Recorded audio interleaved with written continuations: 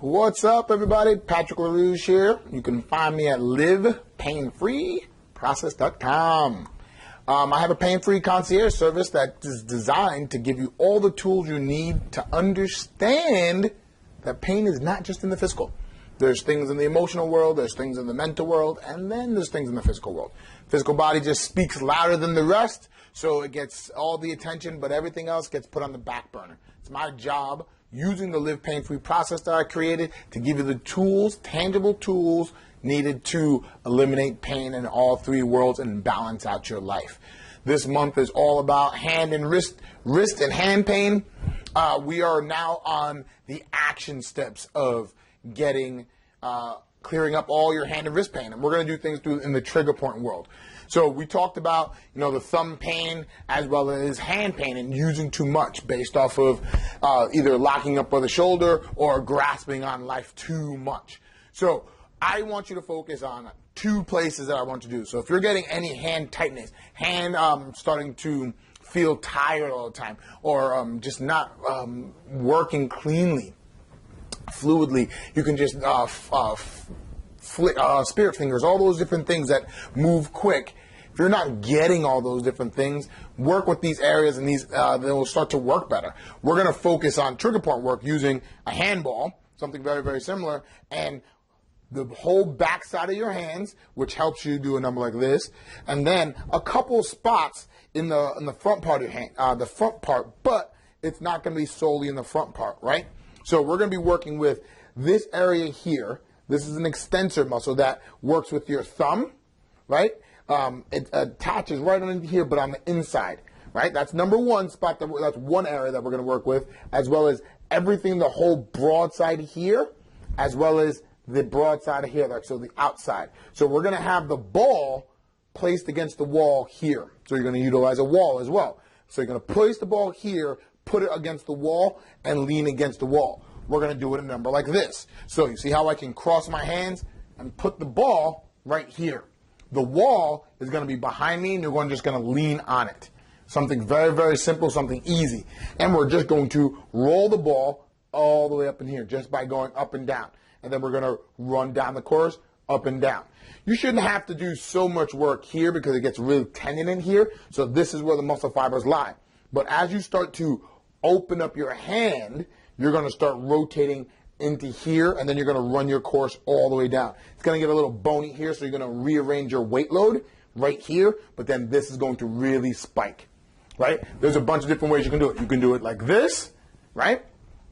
Or I'm going to show you leaning against the wall. The reason why I'm showing you all here is because the wall's behind me. You're here. You're not going to technically see what I'm doing. So you're going to go here like so. And then your weight load is going to be on top. So, again, right by the elbow, here, you're going to tuck the elbow underneath your side, shoulders nice and relaxed. Don't try to go completely down. Don't go up because you're going to lock energy in the shoulder.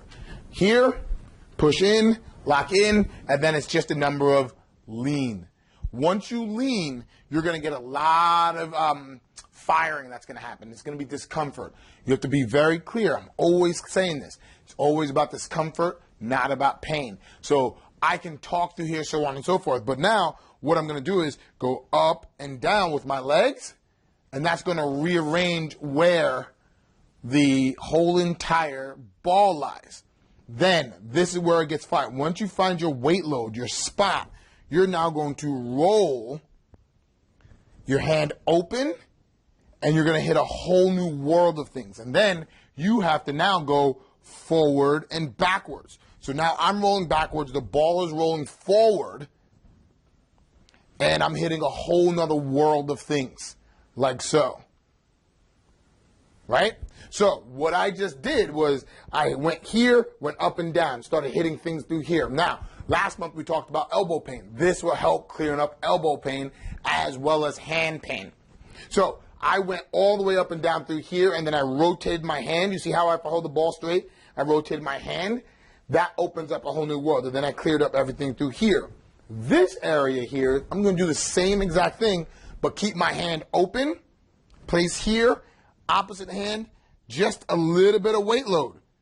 That's all you need. And you're just going to roll the hand open and close, like rolling it ever so slightly. If you go too fast, you'll pop over this muscle. It's a very thin, easy-going muscle. So it's easy here, place in, roll. Now, I don't think you can hear this, but I'm popping off of it. So I have to now slowly work it. Just like so. All the way through.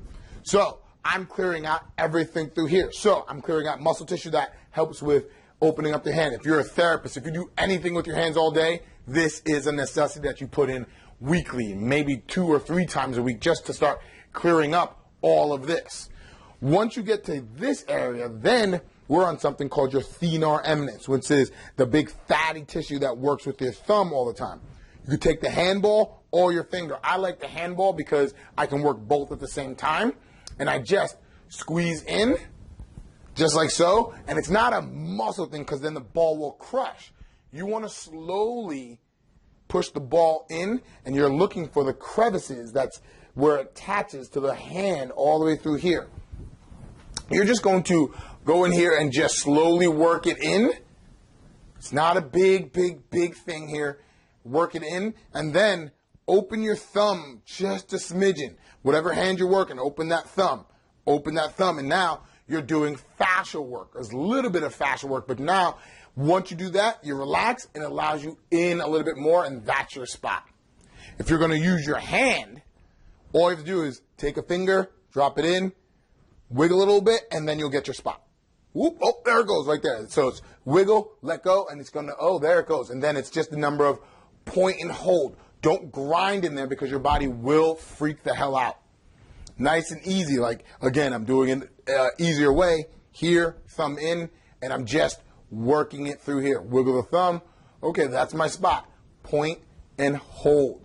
This is not an all-day thing because these are areas that don't really get manual work all the time. So it will feel sore afterwards if you don't do this often, because this is not like our shoulders. These are intrinsic muscles that don't get touched all the time. They're working all the time, but they don't get touched all the time. So we have our thenar eminence that we're just going to get through here. We're just going to hold, point and hold, wiggle, allows it to get in, point and hold. We're literally pushing the muscle tissue against the bone. It will refer pain in a lot of different places. So take your time. Be easy, right?